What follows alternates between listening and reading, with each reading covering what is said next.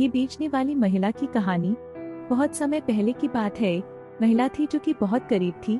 उसके पास कुछ नहीं था, बस एक गाय थी जिसका दूध बेचकर वह जीवन यापन करती थी। एक दिन की बात है, उसने सोचा क्यों न कुछ दूध को बचाकर घी बनाया जाए और जब यह बहुत ज्यादा हो जाए तो इसको बाजार में बेच दिया जाए। फिर क्या था, उसने सोच लिया कर करना शुरू कर दिया और देखते ही देखते एक दिन उसका घड़ा घी से भर गया।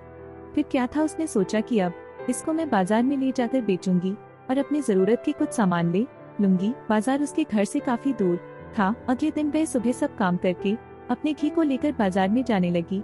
आधे रास्ते जाते हुए थक गई और अपने मटके को नीचे रखकर आराम करने लगी। इतनी देर में उसको नींद आ गई और वह सोई ही थी कि एक दूसरी महिला वह आई और चुपके से उसके घी के घड़े को उठा लिया और चलने लगी। तभी सोई हुई औरत की आँख खुली और वह जोर जोर से चिल्लाने लगी, मेरा घी का घड़ा कहाँ लेकर जा रही हो? यह मेरा है, इसको मुझे दे दो। दोनों औरत झगड़ने लगी और लड़ते राजा के कोर्ट में जा पहुंची।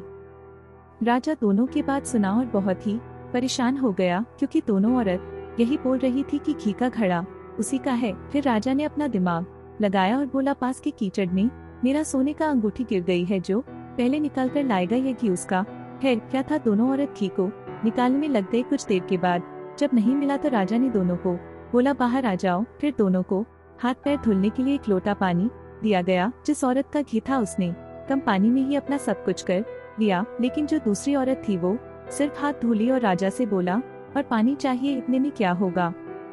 फिर क्या था, राजा समझ गया कि इतना घी यह औरत कभी भी नहीं बना सकती है। फिर राजा ने घी उसी औरत को दे दिया जिसका वह था और उस औरत को सजा दिया। तो दोस्तों, इस कहानी से हम लोगों को यही सीख मिलता है कि छल और कपट से आप आगे नहीं जा सकते हैं। आपको यह कहानी कैसी लगी नीचे कमेंट करके बताएं और इसी तरह की रोचक और अलबेली कहानियां देखने के लिए इस चैनल को सब्सक्राइब करना ना भूलें।